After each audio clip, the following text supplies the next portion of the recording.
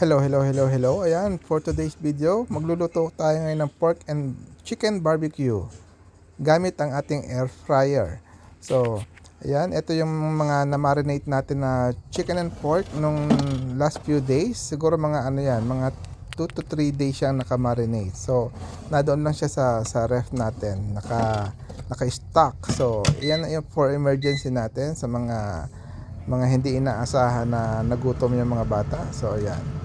So, in-expect natin na hindi na sila mag-dinner kasi lumabas na sila. Gawa ng kumain na sila sa labas ng chicken and french fries. So, ayan, pagdating sa bahay, gutom pa rin pala. So, ayan, nakapagluto tuloy tayo ngayon ng barbecue chicken and pork. So, ayan, madali lang naman. Gamit ang air fryer, isasalang mo lang siya and then antayin mo na lang siya. Balikan mo na lang siya para ano tawag yan, punasan ng secret sauce mo para sa kanilang skin. Oh, yan. So yan yung secret sauce natin para sa ating chicken and pork barbecue.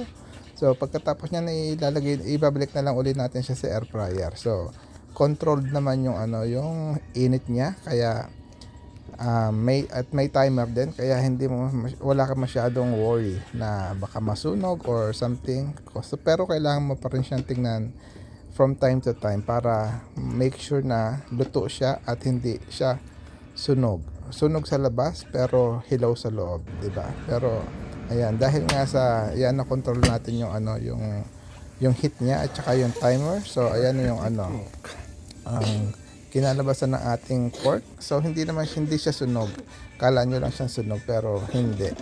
Kasi nasa top shelf siya ng ating air fryer. Ganyan ang air fryer natin, parang oven style.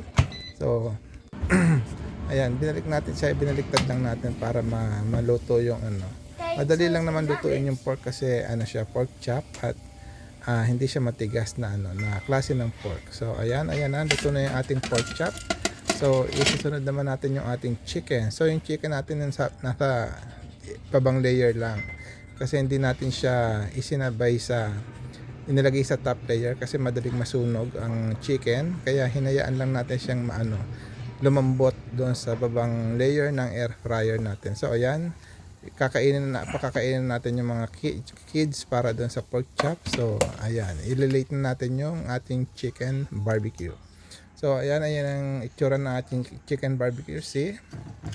Oh, ayan, juicy inside, perfectly cooked sa outside. So, ayan, maraming salamat. Bye-bye.